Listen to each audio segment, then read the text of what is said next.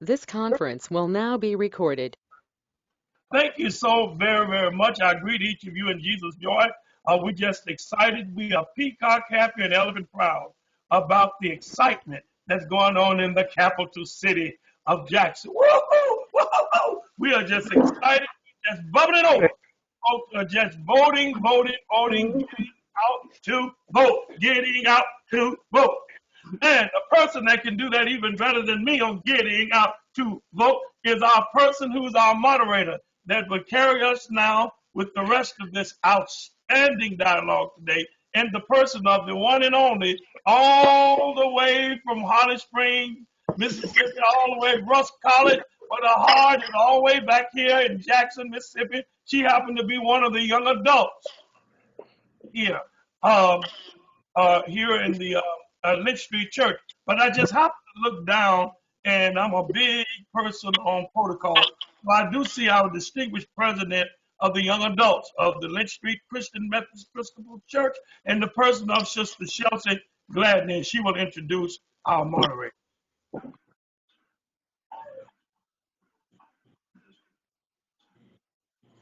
That's a segue. She will introduce. Hello,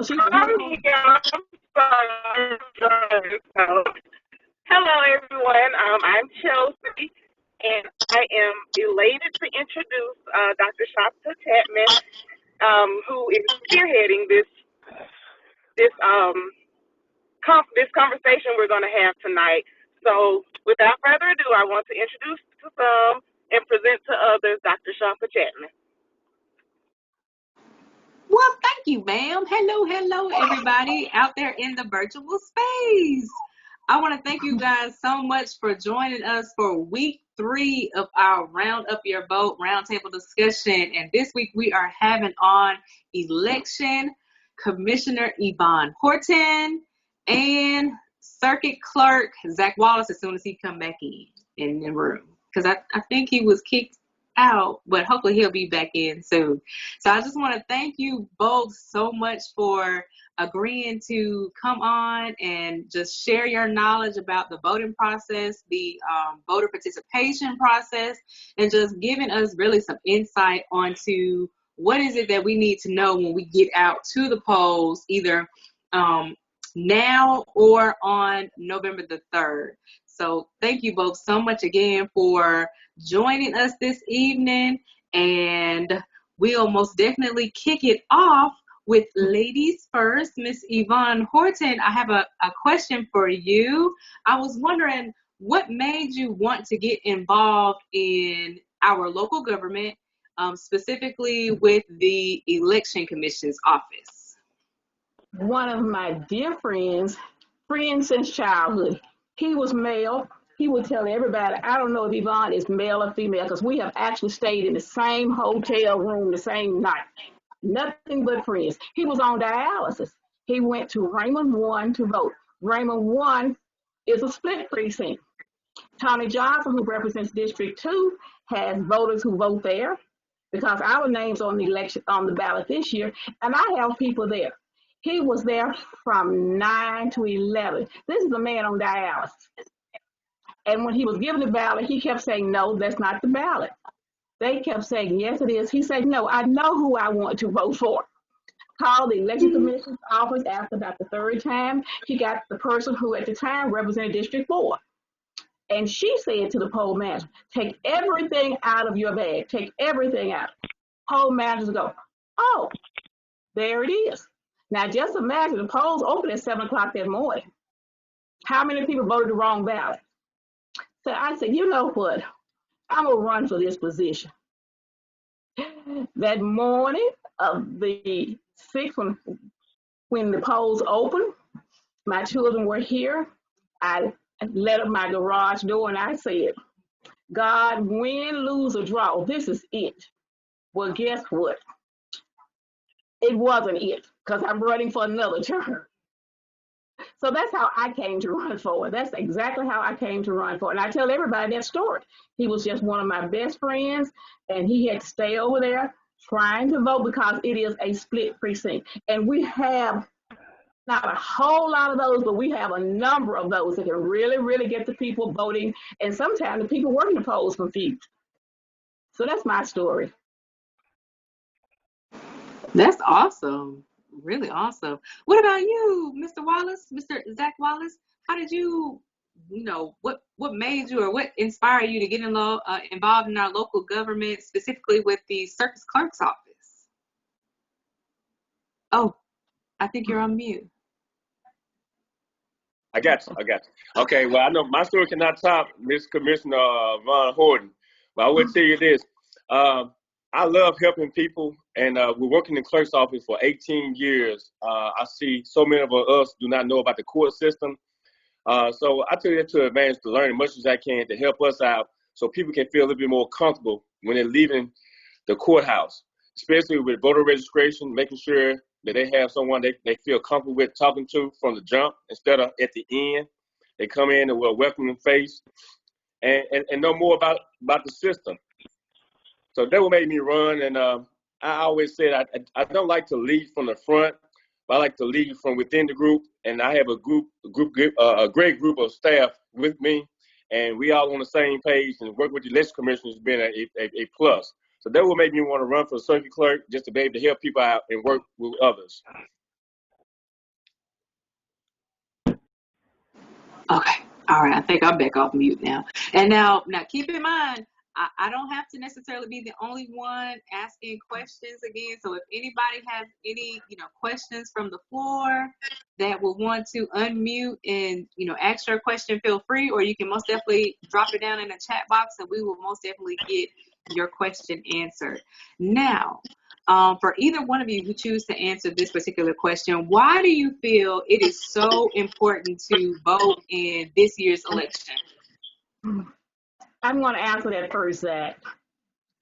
I think every election is important. I know every election is important. Surely we are voting on a president. We're also voting on the person who's going to represent us. And Hinds County is split, so there are some people who are represented by Congressman Thompson. Very few people are in District 3. But it is really, really important because those are the people who make the laws that kind of trickle down to us. Then we have the people on the local level. Mr. Wallace does a wonderful job. He knows that we work really, really close to each other. 2 or 3 times a day, we're talking. And he always say that, what you think about this? Well, I give a piece of paper and say, look, you got to deal with that. That's above my pay grade. And I truly, truly think every election is important. If the polls are open, we need to vote, period. Just because you get in the habit of voting then. Yeah, I would say this to add on to that. I agree with everything Commissioner Horton said. But during this time, this is a very challenging time. I think the everyday people are paying more attention to the details of the election process. They're asking more questions about what's the next step after the 30th step? What's the next step after the 5th step? And people go on a little bit more in detail with that. And like I said, during this pandemic, families are spending a lot of time together, and we have to take advantage of that. Of educating people and families working together and organizations working together. So this election is very important, and we need to make sure we know that this election is the person who's going to represent us for another 4 years that make decisions for our future. And may I add on to this? We have got at least 4 people who have stopped by between last week and this week wanting to know, do y'all need any help at the polls? And we say, sure. So we've actually got some really concerned people who have come in and volunteered to ask us, did we need any help with the poll? And we said, of course, yes.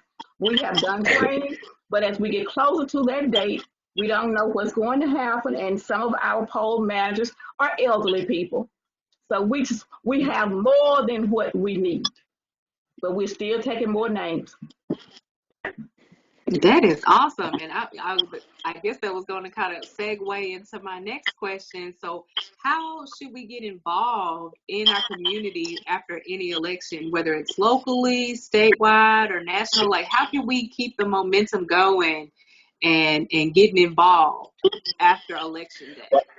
I really think we have Black History Month every month. I think we need to talk about the election process every month, not only like 4 to 5 days before the election process. I think it needs to be in our everyday talk about our candidates, about the people who represent us. Go check on them sometime. You know, y'all want to hold us accountable on election day? Hey, hold us accountable when it's not election time. Come visit us. Let us know what you think about certain things. I think it's time for us to help each other out more. You know, a lot of criticism going on, but ain't nothing wrong with constructive criticism. So I think our everyday talk is to uplift each other up. And there are things that we assume that people know. I was shocked beyond words when a person who is an attorney said to a person, Zack laughed, I'm not going to call his name Zack, not right now anyway, who was talking to someone in Raymond. And I heard him say, oh no, he can't vote in Raymond. He's going to the courthouse anyway. I waited till he hung up. James Reed, who's Commissioner 1, was there. And as calmly as I could, I said to him in this voice, you do know you can vote at the courthouse in Raymond. Any service you get here, you can get that. He said, what? I say, yes. He had to call the person back. He is an attorney, licensed to practice in Hines County. So like Ms. Horton said, I think we need to have a plan. We can't wait till the day of the test or the day before the test to start studying. I think these conversations, these forums are very important to let people know the questions to ask and where to go when it's time to update their information, when it's come time to vote. Because believe it or not, most of our phone calls are, am I a registered voter? Can I vote this election? We should have been checking on that months ago. We're checking on that months ago. So like I said, this is very important. Just our daily conversations are very important. That's very true. So I guess when voters are trying, or citizens are trying to figure out, well, how exactly does my vote count? How does it really work for me? You know, whether it's locally, state, national, how do you explain to them how their vote moves in the different networks or the different channels of government? First, we have to start make sure they are registered voters. And when I say registered voters, they need to be active voters. So in order to be they should make sure they registered. When they vote, make sure they go into the right precinct.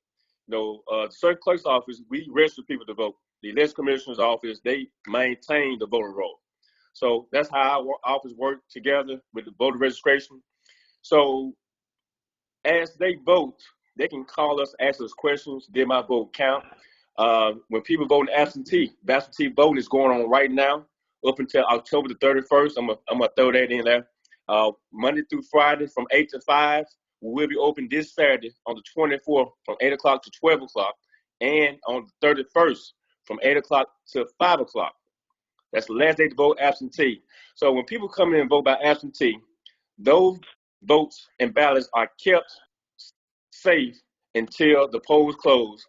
The election commissioner's office and the circuit clerk's office combine those count with the count from the precinct. So those counts are all tallied together, and people can call back maybe 2 weeks later and say, hey, did my vote count? We may look in the system and say, hey, you voted in this election. So that's how the votes are counted. But how many people you know actually call us after the election to say, hey, did I vote? When last time I voted? Can you tell me my voting history? A lot of people don't do that. Mm-hmm. So that's, like I said, that's the way it counts. I can go into details, but sometimes too much details is too much. I don't want to go over y'all head or under. And a lot of times they actually. Okay, go on, sir. Okay, I was going to say, I talked to a lady day before yesterday. She changed her mailing address at the post office. She thought that would automatically generate something to us that she changed her address. The answer is no. There are people who think you were registered in Hines County 10 years ago. You went to Madison County and registered there. They think they could just come on back to Hines County and continue to vote. It doesn't work that way. They don't know that. So I'm glad we are getting phone call after phone call. And Zack, we have kind of helped your office out a little, because I'll say, is there anybody here who wants a name change, address change? And I say it's best to get it here because we don't have a line. So you get it here because when you get to Mr. Wallace's office, he's going to have a line. And I assure you, the moment I hit it, it's saved, and you can go there and you can vote. But they just assume things are really not true. Mississippi Department of Public Health under the bus. They are the worst.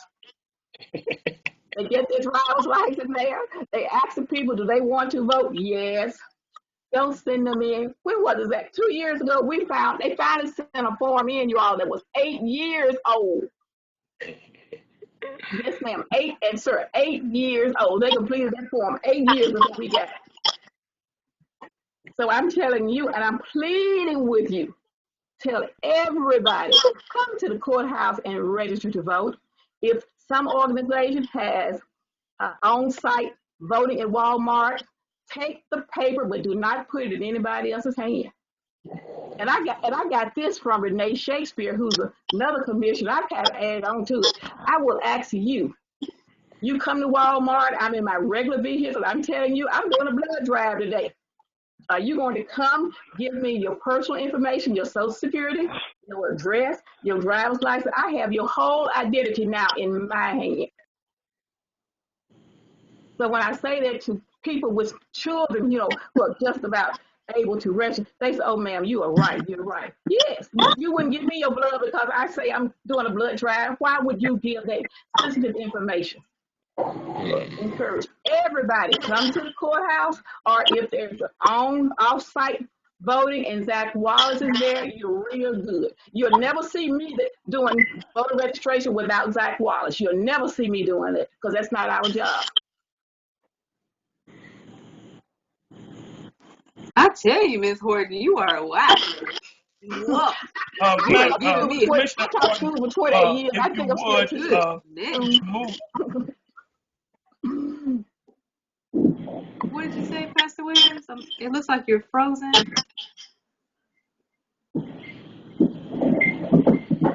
Did you say something, Pastor Williams? Okay. All right. Well, wow. I think you're on mute now. Did anyone hear the last thing? Yes. Did anyone hear the last thing she said? Mm-hmm. Were you not able to hear it? Yeah, something happened just a while ago. I was just hoping it just wasn't on my end. But I just wanted to ask Commissioner Horton, could you just tell us how the lines are looking in Hinds County? How are the lines looking? Are the people getting out to vote strongly? Are we excited about it or not? Yes, sir. Yes, sir. And Zack is going to tell you more about that. If you ever been in the basement where you get your drive, where you get your marriage license or register to vote, the lines were literally out the door. That was twice today and 3 times yesterday. About 4 o'clock, because I said, okay, Zack, come and work your magic on this line. You got to get this line down. And then, of course, he separates those who want a marriage license and those who want to register to vote. The lines are long, and we appreciate that. When someone calls, especially like kind of like an elderly person, I ask them, can you be here about 10 minutes to 8? Because young folks not getting up that early. So if you can get here, stand outside about 10 minutes to 8. When the office is open, you'll be able to go right in. But now Mr. Wallace has the numbers. You have the numbers, what you said? Or about yes, numbers? we have, as of right now, we have over 9,300 people who have voted already. That's great. And I just compare those to the first time Obama ran, we had 7,009 absentee voters. Now we're up to over 9,300 voters already. And we still have 8 days left, if I'm not mistaken. So we are very excited about that. As Ms. Horton said, if you heard anything, we're not afraid of work. We want long lines. We want people voting, and we're trying to make sure that they vote counts. But Zack, let's talk about the reasons. I say it every day. Mississippi does not have early voting now. Right. So in order to vote absentee, you must have a reason. And I tell people, I'm not trying to get in your business. I'm not even asking you to tell me that. But I would feel bad if you did not know that. And when you have stood in this long line for about 45 minutes and get up there and realize, no, you can't vote because you do not have one of those acceptable reasons. So I tell them, Yeah. you got to have a reason. Now, you can't vote because you want to. You must have a reason. As you know, Mississippi do not have early voting. And what I mean by Mhm. early voting, you just come in and vote early with no reason. We have absentee voting. And some of those reasons can be you're 65 or older, you have a temporary or permanent disability, you'll be out of town on election day, or you're required to work while the polls are open. Some of the other reasons may be that you're the primary caregiver of someone that's going to be out of town or they've been exposed to COVID. We definitely do not want them to come down to the courthouse. You can come down in my Jackson or Raymond office, or we'll mail you a ballot and application. All ballots and applications need to be notarized, except the ones that have a temporary or permanent disability. They can be witnessed, okay? Let me say that again. All application and ballot envelopes need to be notarized, except the ones that are temporary or permanent disabled. They can be witnessed, okay? We'll actually mail those out. We'll mail out the ones that are disabled, the ones that's over 65, and the ones that can be out of town on election day. And we must mail it to their out of town address. Those are the only three reasons why we'll mail a person an application and a ballot. So right now we have a lot of people that's requesting mail-in ballots. We have a lot of people that's coming down and actually casting their ballot in the clerk's office in Jackson or in Raymond. Sir, Mr. Wallace, Yes. what about the seniors or disabled people in nursing homes that may not have family members to act upon them? Yes, they actually can call us, or the counselor can call us. We try to get one of their relatives to give us a call, and we actually send it to their nursing home. Say, for instance, if they're at a nursing home or at the hospital, we try to make sure that we get their address that they are registered at, and then we'll send it to the actual nursing home. So that's no problem. We try to make sure that they do have a notary on site, or they can get someone to notarize it for them at that location. Even now with the COVID? Yes, even now with the COVID. Yes, ma'am.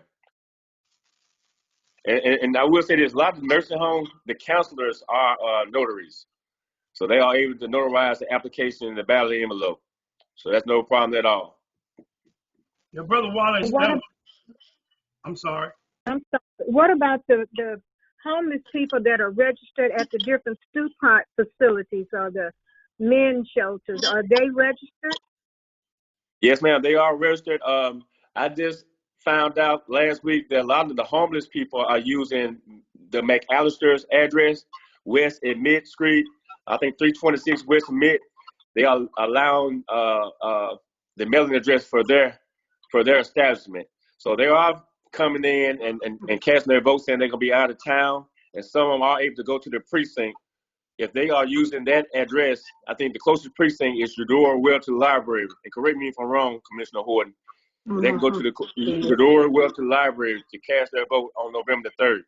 Like I said, everyone's not able to vote by absentee. If they're not able, we encourage them to go to the precinct on November the 3rd to cast their ballot, cast their votes. Okay, I think that was someone in the bubble was asking a question about underlining, conditions. If you have, there was someone in the chat asked that question. Yes, the underlying conditions, you might have students that can be out of town on election day. They can call us and we'll mail it to their school. Senior citizens that's 65 and older, people that have temporary or permanent disabilities, people that are required to work while the polls are open from 7 to 7, military people, people that are primary caregivers of some elderly people. They can come and cast their ballot in the clerk's office, or we'll mail it to them based on their conditions.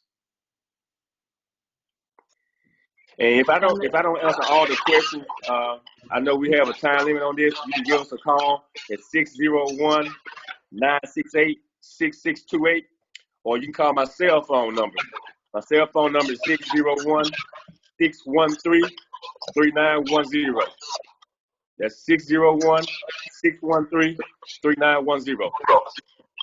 So we try to make sure we take care of you all during this election process. I know this is a challenging time for everyone. And as Commissioner would say that your health and your vote is very important to us.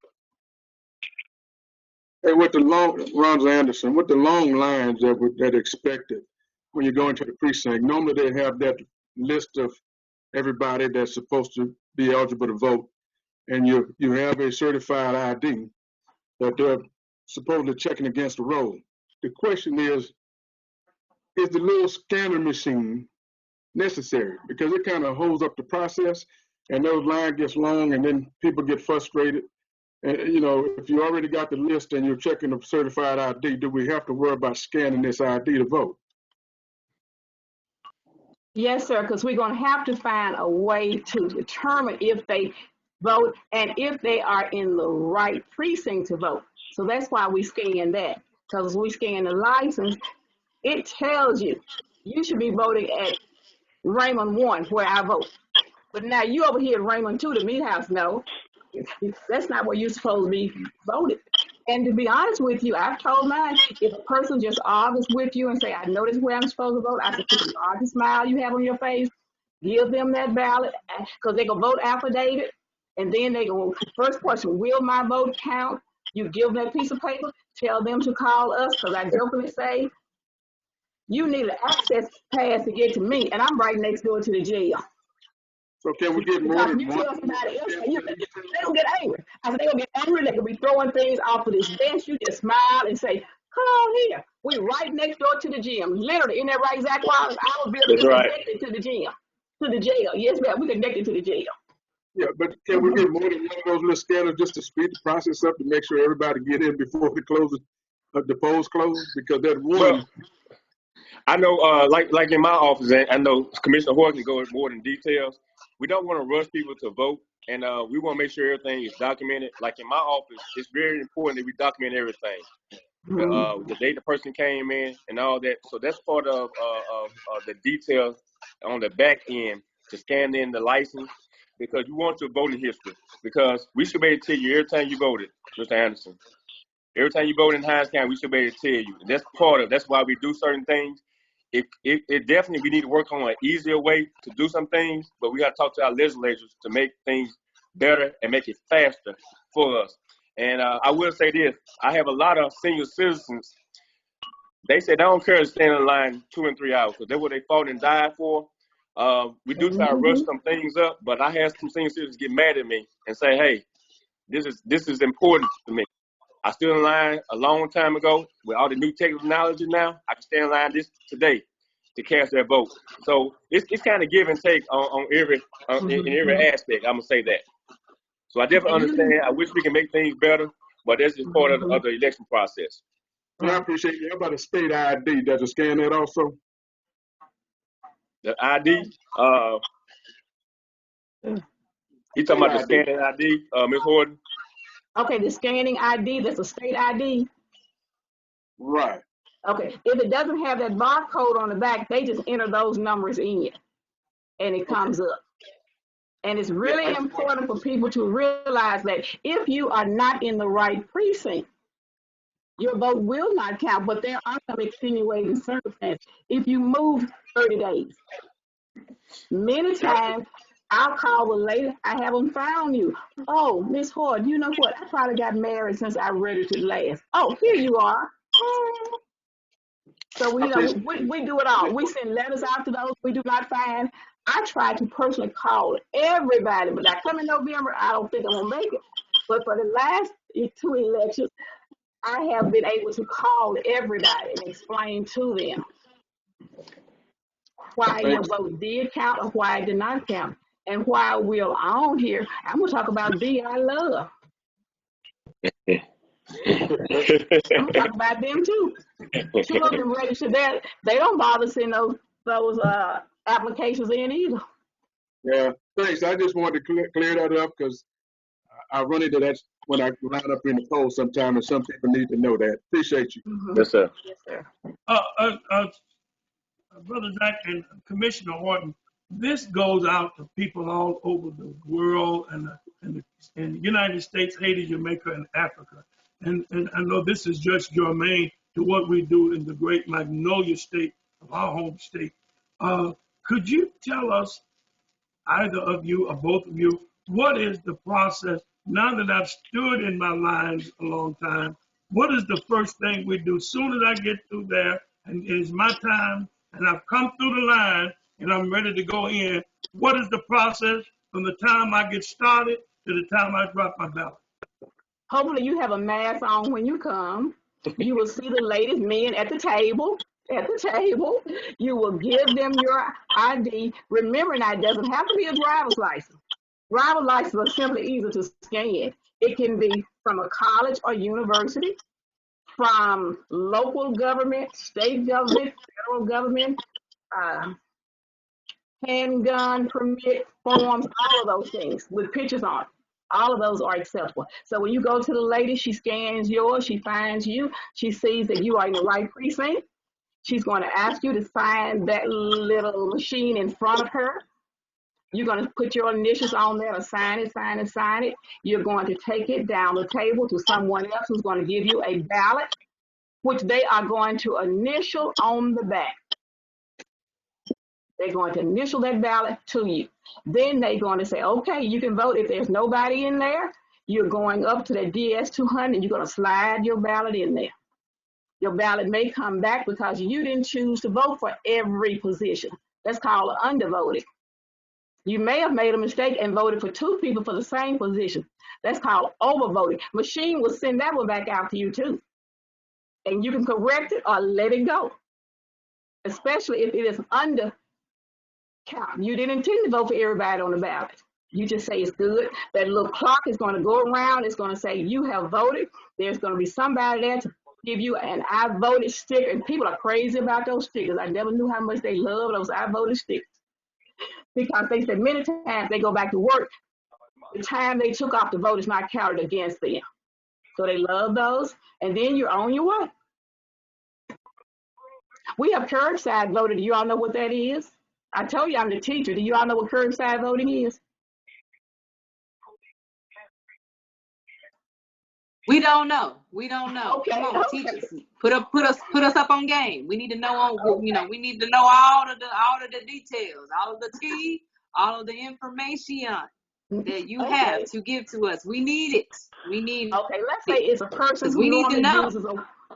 You know, it's only a few weeks away. We need to know. Okay. Yes, ma'am. A voter comes who normally uses a wheelchair and just does not want to get out of it. People are going out and coming in and out. So they'll just tell somebody. When you tell somebody inside, I need to vote. Two people. Always two people when you are dealing with anything. We stress that. Two people go out. One, get their driver's license. If that's what they have, the ID, they come in, they find them, then they sure they have a ballot for them. They take it out. They give it to them.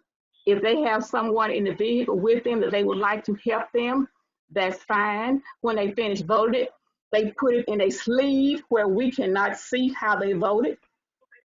And the person who's assisting them can say, I can put this in the machine, or you may choose the person who's with you to put it in the machine. And up until now, most people have said, yeah, we trust you. Yeah, you can put it in the machine. That's called curbside voting. That's the reason we have always had at least 5 people at any poll, because the statute is 2 people have to go outside. If you only have 4 people there, you have to have 3 people on the inside to vote too. So if you only had 4 and 2 went outside, guess what? You have to suspend voting until one person can come back and assist. That's why you may, in the past, you've seen 5. This time, you're going to see more and more people. But it's called curbside voting. Ms. Horton, this is Chelsea. I actually have a question about that because I am in a wheelchair. And this time I am going to come down early and vote, but normally when I go to vote, I actually have to ask someone who's walking in if they can let them know that I'm outside. Do all precincts, are they supposed to have phone numbers that you call? Okay, phone numbers for what purpose, ma'am? Oh, to call for me to let them know that, right, because I'm normally by myself, And sometimes I might wait there 10, 15, 20 minutes for someone else to come in and get ready to go in the building for me to let them ask them if they can send someone out for me.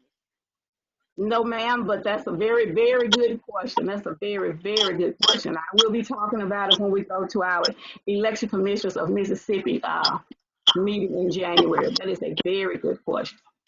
And most, Thank you so much. when you come, you're the only person. No one else is with you. Right. Correct? Yes. Yes, ma'am. Okay, When we thank you. finish, yes, ma'am. But we welcome you to vote. We welcome you to come down to the circuit clerk's office. If you don't want to wait November the 3rd, you can come and vote by absentee. Okay, I'm No actually problem at coming all. down this Friday, so. Okay. And let me Sounds good. stress, what the circuit clerk has said. Voting in person now is the safest way to vote. It guarantees that your vote will be counted. It's not going to get lost because it never leaves the courthouse. That's a new law that the legislature passed this year. They never leave the courthouse. So they are locked up in Zack's office. And he has a vault there in the vault. There's a combination and a key.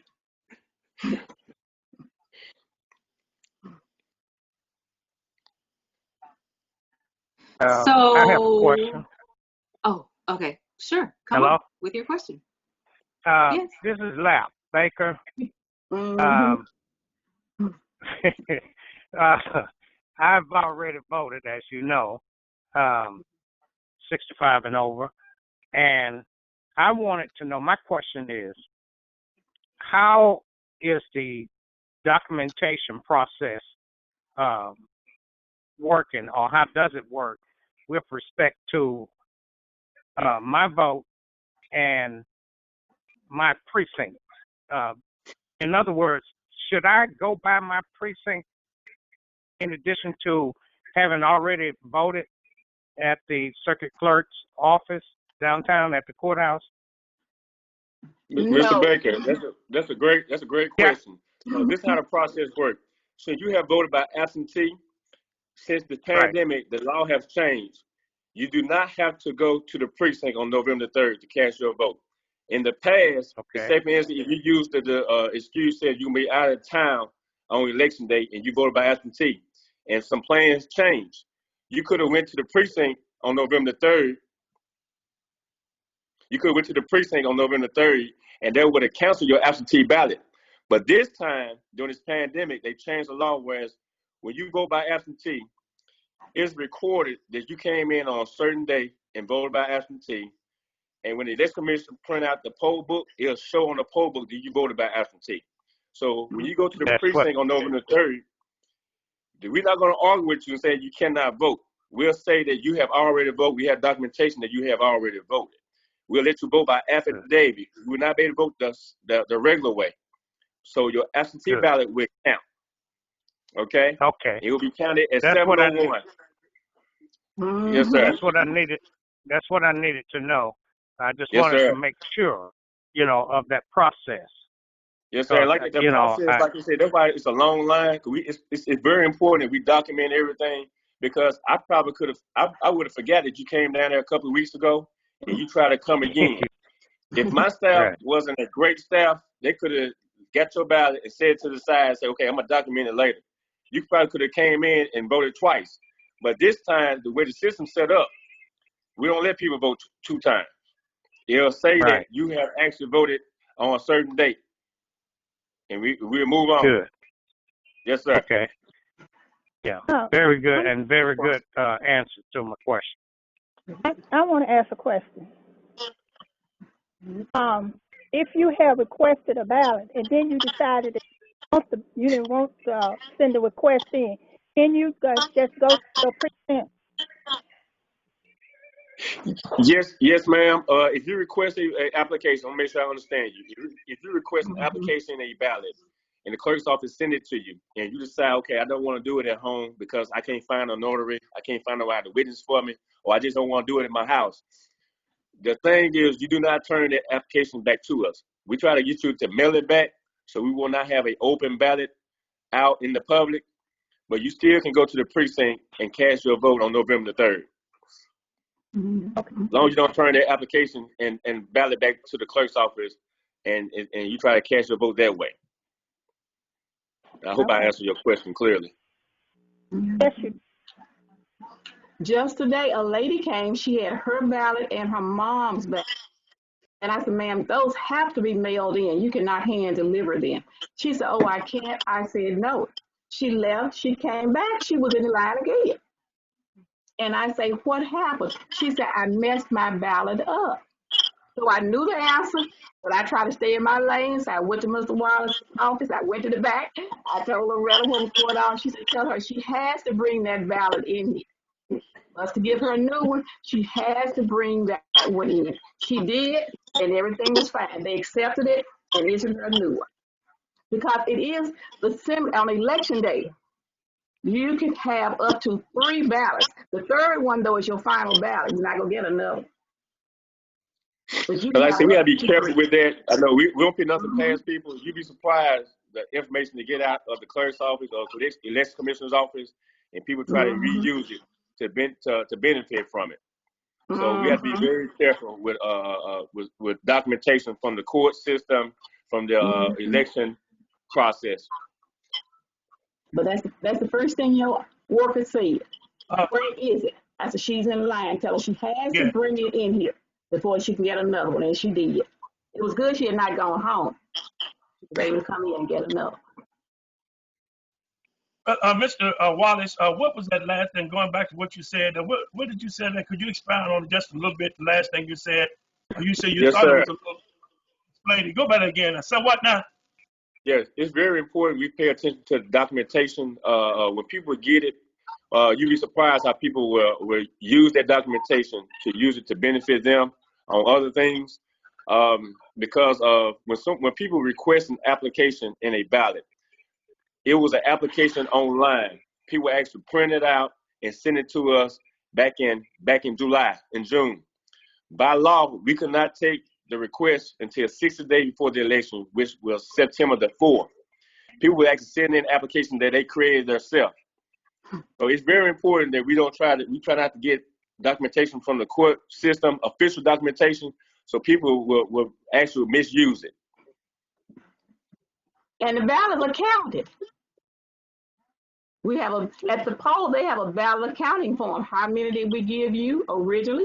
Did we send you any more the day of the election? How many was for? Did you have any affidavits? Did you have any challenge? And those things have to equal up to the number of ballots we know we sent you. You short 10 short, you got a problem. Yeah, the small details count. Mm-hmm. You'd be surprised the thing we had to keep up with. And I would say this, we have 108 precincts. We have 5 election commissioners, and they have to train every last poll worker. So you think about it. You have some friends that work in the polls. They're going to do what they want to do. So Ms. Horton might have to fuss with some poll workers. I need you to do this way. Go by the law.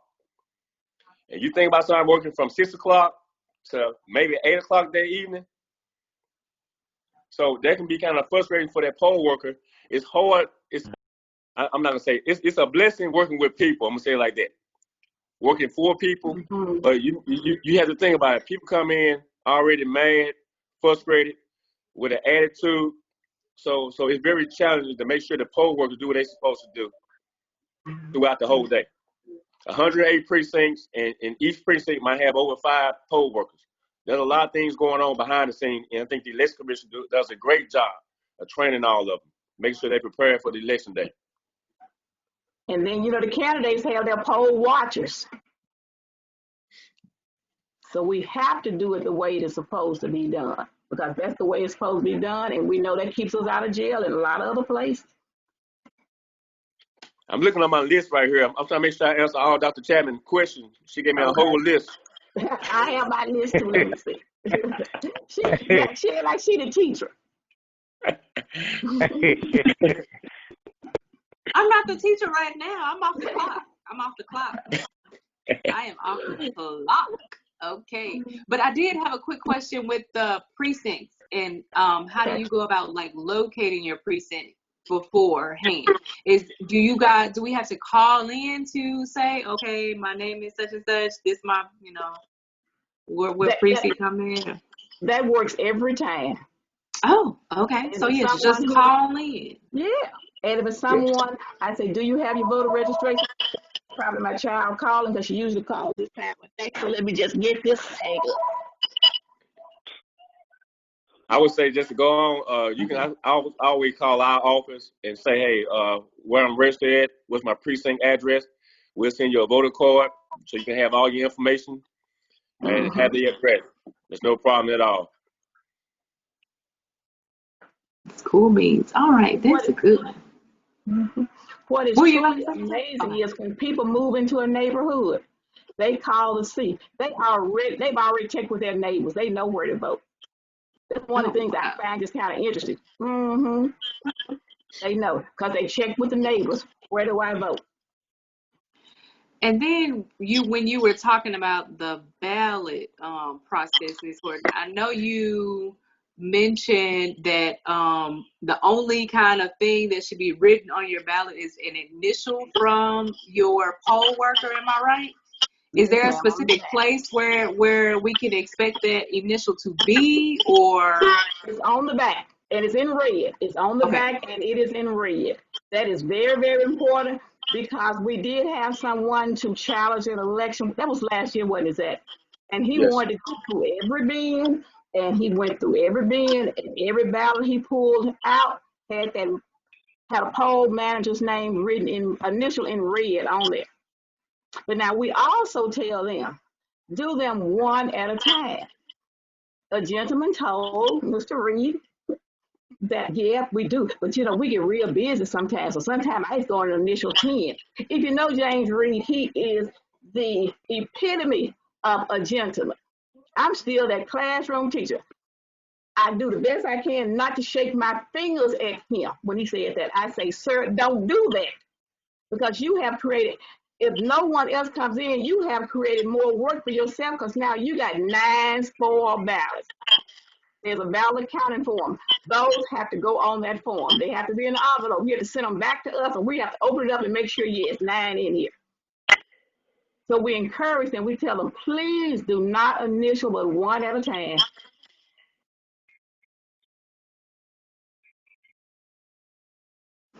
All right. I know that was a concern. So, like I said, if we see it anywhere else other than on the back, then do we request another one, or what should we do? Get yourself on. Like, let's say if 968 6555. Call us, and we'll talk to them and make sure you get another one that does not have that on there. Only on the back, and that's the only thing is on there. That person's initials. And what was that number again? 601? Yes, ma'am. 968 6555. That's our office now. Oh, thank you so much. Thank you so much. Okay. All right. Were there any more questions from the floor, from the body? This is Laugh again. I might have missed something earlier. I don't know if this was brought up. I know there was a conversation about underlying conditions, but let me go a little more specific. If a person has a medical condition, isn't it required to have a physician's authorization or yes, for that? No, required? Sir. It's not required. Okay. It's just the same as if someone tell me they're gonna be out of town on election day. I do not ask for itinerary or to see their plane ticket or anything. So when they sign that paperwork, they are taking the oath saying everything is true and correct based on what they have chosen. And Lap, I think what you're thinking about when people want to get on the permanent disabled list.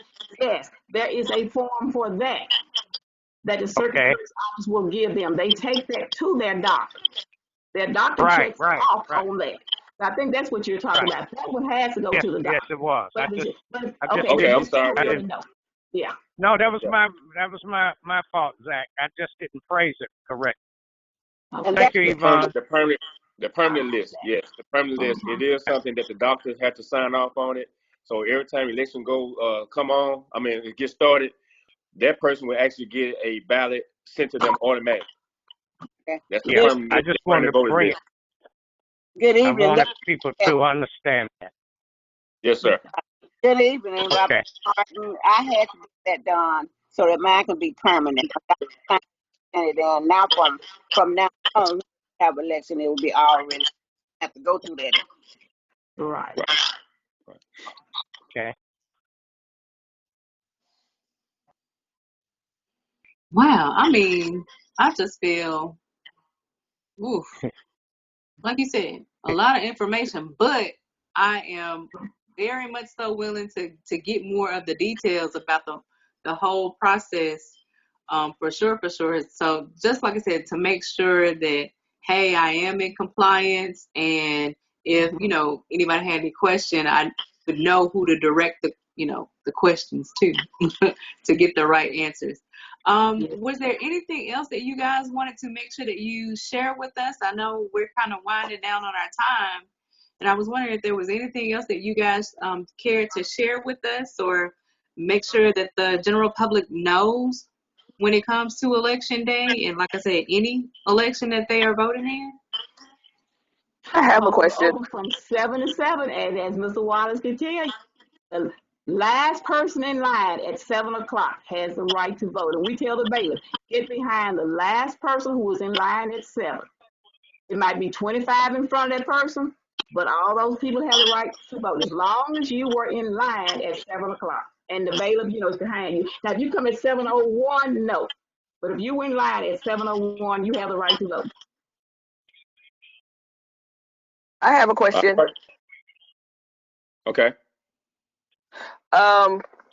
Ms. Horton, I know you said something about the poll watchers. Yes, ma'am. The person in the White House told his folks to go watch and wait. Mm-hmm. We're If prepared those, as best we if, can. We're prepared for that too. if anybody shows up armed outside to intimidate people, are they allowed to stay there, or do the sheriffs move them away? That's a very good question. I would say this, with Okay. that question, if it's any distraction that mess up the flow of the election process, the sheriff department will be able to escort them off the premises. They should be able to escort them off the premises. Any kind of distraction going on that will interfere with the election process, the sheriff will be called. Okay, that was my question. Yes. Thank you. I would say this also. There's no campaigning 150 feet from the entrance of every precinct. Right now, the courthouse is a precinct. The Jackson office and the Raymond office is a precinct. So the same laws and rules apply at the courthouse as if it's a precinct. You saw the policeman with the Trump sign on his uniform inside of the polling that they showed on the news. Oh no. Did you see that? No, I did not. No, I did not. I I did. didn't see that.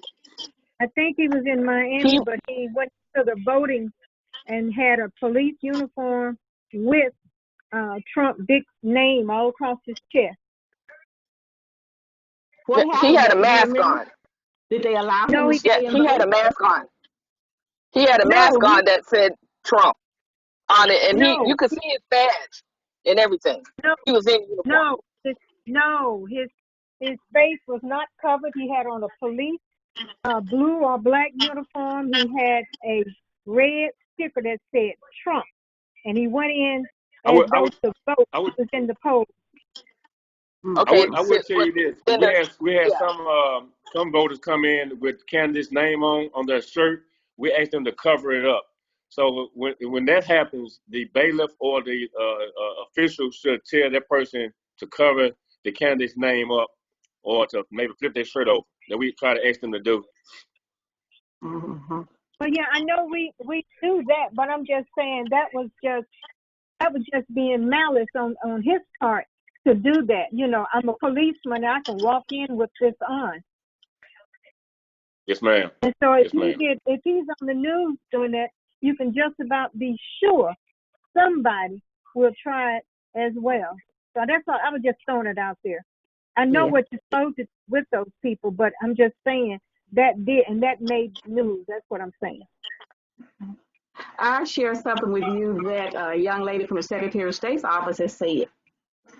Anyone with anything that make America great, you cannot wear that. She said you cannot wear that in the polling places here because Trump has a copyright on that. That means Trump. Black Lives Matter, though, you can have it all over you. And I found that interesting. She said you can have it all over you, Black Lives Matter. But you cannot have that other because Trump is on, because she said Black Lives Matter. That's not on the ballot any place. But Trump is. And I thought that was interesting. Mm-hmm. Secretary of State's office in Mississippi. Found it real interesting. I want to thank Okay. both. I want to thank both Yeah, of you go ahead. for participating, and you've done a very, very good job, and you have provided Indeed. some very worthwhile and important information for all. This is Laugh again, and I just want to thank you. Ditto, Ron Anderson. Ditto, fella. I really enjoyed it. Thank you. Doris We has Indeed. were glad to be able to do this. This is part of the job. Voter education. We're glad to be able to do it. Thank you all for inviting us. Thank you. Thank you. I want to say thank you all. Just remember that absentee voting is going on right now, Monday, Friday, from 8 o'clock to 5 o'clock. We'll be open this Saturday on the 24th from 8 to 12 and the 31st from 8 o'clock to 5 o'clock. We are waiting on all eligible voters to come in and vote by absentee. Looking forward to it. Well, thank you y'all guys again. so much Thank you all. again. Again, thank you so much, both of you. I don't know if Pastor Williams wants to get back on for any closing words before we get ready to shut down. Again, thank you both, Miss Yvonne, Commissioner Yvonne Horton, and Circuit Clerk Zack Wallace. Thank you so much again for coming and agreeing to speak with us this evening. I mean, like I said, I just, my paper is just so filled. I just, wow. I feel like I might have to call and follow up for sure. Okay. Again, glad to be able to do it, and couldn't say no to Laugh anyway. Glad to be able to do it. We know each other a lot. His father was pastor in my church when we both were little children. I appreciate that. Will there be another? Will there be another? Yes, ma'am. Yeah.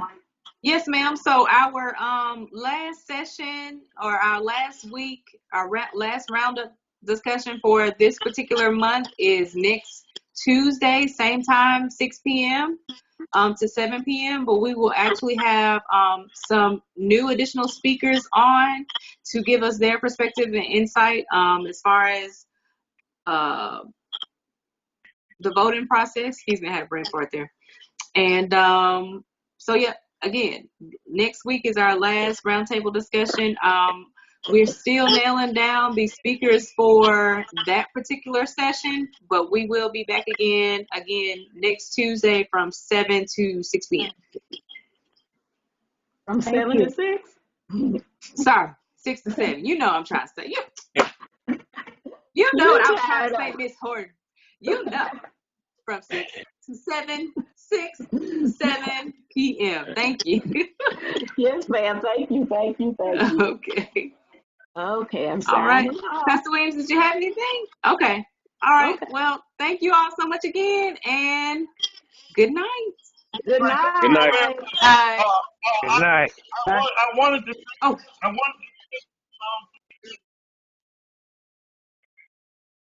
That's okay, everyone. That's good enough. We'll catch you. I want to just say, pastors, Reverend Johnny Smith and Reverend Jimmy Joe were on. And we want to just say that we appreciate these pastors and doing an outstanding job in the community for being on with us as well, and so many of the rest of us. We'll have one more session And she said that we look forward to it next week. I have a quarter that's coming up. I have about 36 quarters in about 6 days, quarterly conferences, and they're coming on the same line. So God bless you and keep you now is my prayer, and I hope to see you next week. Be safe. Keep your mask on, no matter what 44 plus 1 says. Keep on your mask and do what you're supposed to do. Thank you, sir. All right. Bye-bye. God bless. Bye-bye. Goodbye. Bye.